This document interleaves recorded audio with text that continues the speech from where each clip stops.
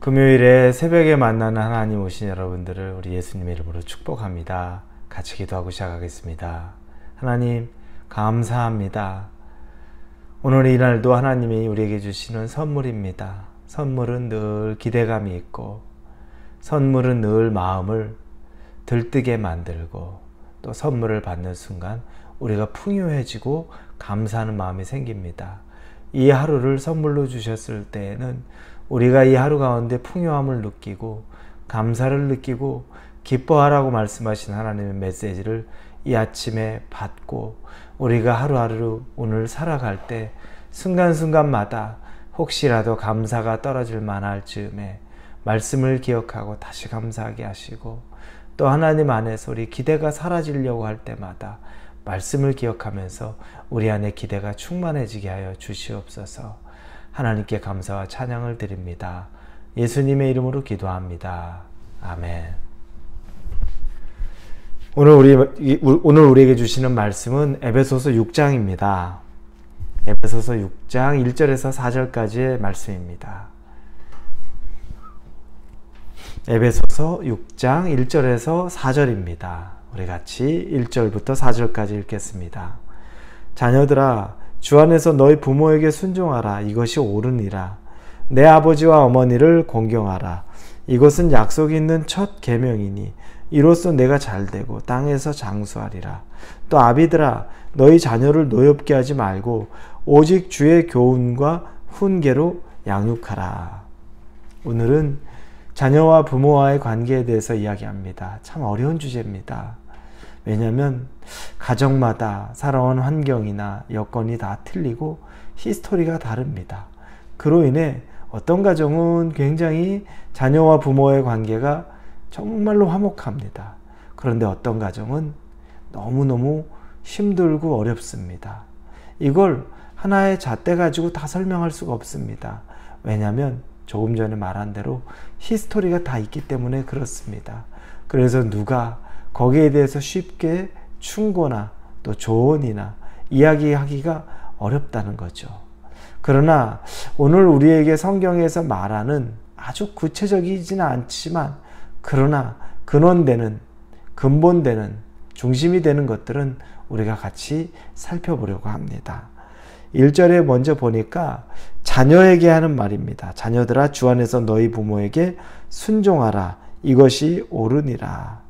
부모에게 순종하라고 말합니다. 여러분, 뭐 다 순종할 수 있는 부모, 내가 정말 부모에게 다 순종할 수 있는 그런 부모라면 어렵지 않을 수도 있습니다.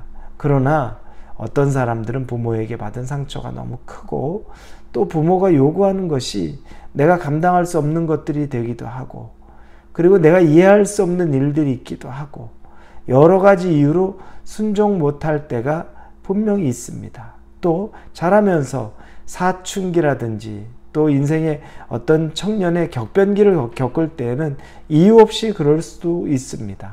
그러나 성경에서는 부모에게 순종하라고 말합니다. 왜 이 말을 할 때 우리가 순종해야 될까요? 뭐 부모가 나를 사랑하니까, 또 부모가 나를 사랑하지 않으니까 난 못한다. 이걸 다 떠나서 우리가 보는 것은 말씀, 이것이 하나님의 명령이기 때문에 그렇습니다. 하나님은 우리에게 부모에게 순종하라고 말하는데, 우리가 십계명을 봅니다. 십계명은 하나님에 대한 사랑, 사람에 대한 사랑으로 나타나죠. 첫 번째 계명부터 네 번째 계명까지는 하나님에 대한 사랑입니다. 다른 신을 두지 않고, 우상 섬기지 않고, 안식일을 지키고 등등등, 이렇게 하나님이 하나님에 대한 사랑에 대한 걸 이야기합니다. 그리고 다섯 번째로 이제 사람에 대한 하나님이 계명을 말하는데, 그 첫째가 바로 부모를 공경하라, 그리고 살인하지 말라, 간음하지 말라, 이렇게 해서 또 쭉쭉 넘어가게 됩니다. 여러분, 근데 저는 이 순서가 참 의미심장한 것 같아요. 사람에게 주는 교훈 중에 여러분, 살인, 간음, 이게 사실은 더 중요하지 않습니까? 더 지켜야 될 큰 범죄 같지 않습니까? 그런데 그거보다 앞서 나오는 게 부모를 공경하라는 말이 나옵니다. 하나님이 볼 때에는 이게 더 중요한 겁니다. 다른 어떤 것보다도 내 부모를 존경하라. 내 부모를 공경하라. 내 부모에게 순종하라. 이게 하나님의 명령에 아주 중요한 부분이라는 것을 우리가 순서로만 봐도 느낄 수가 있을 정도라는 겁니다. 여러분, 우리 부모에게 내가 다 납득이 가고 내가 다 이해가 가고 다 존경스럽지 않아도 해야 될 이유 중에 큰 결정적인 이유는 바로 하나님의 말씀이 그렇기 때문에 그렇습니다.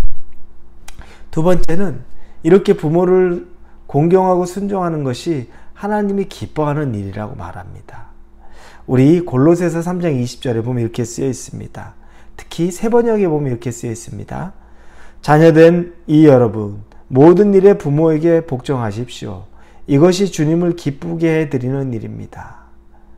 부모에게 순종하는 것, 부모에게 복종하는 것이 주님을 기쁘게 하는 일이라고 나옵니다. 여러분, 하나님 기쁨 되고 싶습니다. 하나님을 기뻐하며 살고 싶습니다.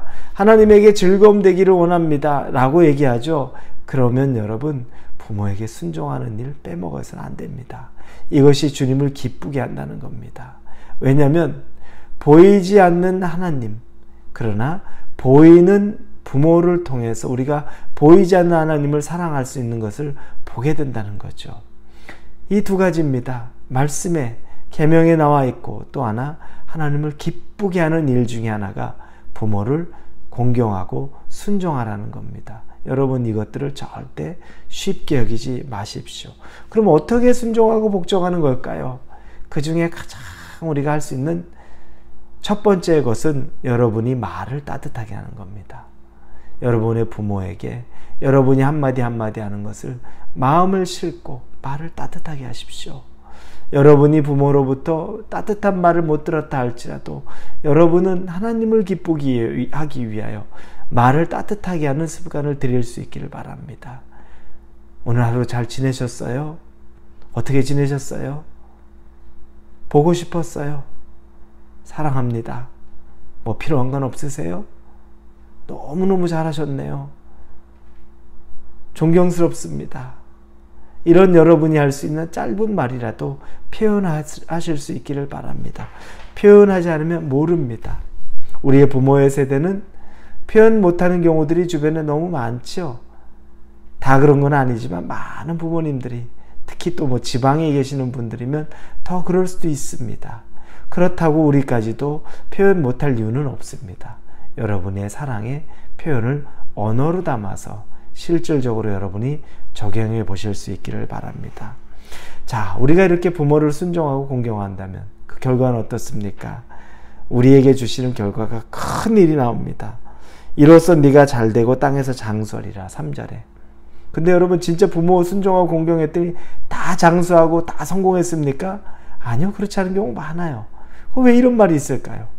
이건 하나님의 마음이라고 느껴지는 겁니다. 내가 이만큼 너를 이렇게까지 내가 하고 싶다라는 그 하나님의 마음이 이와 같이 전달된다고 저는 보여집니다. 여러분, 정말 정신없이 살아도 어느 순간 되면 나도 어렸는데 부모가 되어 있습니다. 그리고 내가 갓난쟁이를 키우고 있었던 것 같은데 어느 순간에 보니까 대학생이 되고 장가 갈 때가 되고 시집 갈 때가 되고 또 손주를 볼 때가 되더라는 겁니다. 어린 나도 부모가 됩니다. 여러분, 사랑 표현하십시오. 두 번째는 자녀에게 하는 말이 4절에 나옵니다. 아비들아, 너희 자녀를 노엽게 하지 말고 오직 주의 교훈과 훈계로 양육하라. 자녀를 노엽게 하지 말라고 말합니다. 여러분, 부모가 자녀에게 너무 많이 상처 주는 일들 많습니다. 부모의 살아있는 자아가 자녀를 분노하게 만들고 자녀를 아프게 만듭니다. 여러분, 나의 성공이 자녀의 성공으로 강요하지 마십시오. 나의 열심을 자녀의 열심으로 강요하지 마십시오. 여러분도 말씀을 의지해야 됩니다. 말씀. 여러분, 우리는 청지기의 삶을 사는 겁니다. 자녀도 청지기입니다. 여러분이 잠시 맡았습니다. 자녀는 하나님의 자녀입니다. 하나님이 여러분에게 이 아이를 잘 한번 이 땅에 있는 동안에 상처도 없이 이 아이를 잘 보살펴 보라고 맡겨주신 청지기의 삶을 사는데, 그런데 왜 내가 나의 인간적인 세상적인 그런 욕심으로 남들과 비교해 가면서, 다른 자녀와 비교해 가면서 우리 자녀에게 상처 주고 내 욕심 채우려고 합니까? 내가 성공하지 못한 거 왜 자녀로 성공하려고 하고, 내가 하지 못한 거 왜 자녀로 보상받으려고 합니까? 여러분, 옳지 않습니다. 청지기는 그렇지 않습니다. 하나님의 자녀이기 때문에 나에게 맡겨주신 것으로 너무너무 감사하고 사랑 충분히 주고, 그리고 그 자녀를 통해 하나님의 영광이 드러날 수 있도록 인도하면 그로 족한 겁니다. 우리가 어떻게 내 뜻대로 인본주의적으로 세상과 생각해서 좋은 학교 가야 나중에 걱정 없이 산다, 부자 된다. 여러분, 이런 것들 별 의미 없습니다. 하나님의 자녀로 잘 살 수 있게 교훈하고 훈육하고 사랑해주면 어느 순간 어떤 자녀는 잘 살기로 하고 어떤 자녀는 이 세상에서 말하는 부유함이 없다 할지라도 하나님 안에 부유함을 느끼고 살고 상처 없이 잘 살 수 있을 겁니다. 우리가 그 역할 감당할 수 있기를 바랍니다. 자녀는 부모에게 순종하고 부모는 자녀를 노엽지 않게 하나님의 자녀로 만들 수 있기를 예수님 이름으로 축원합니다. 기도합니다. 감사합니다. 부모와 자녀의 관계 말씀대로 우리가 순종하고 또 말씀대로 사랑하고 살아가게 하여 주옵소서. 예수님의 이름으로 기도합니다. 아멘.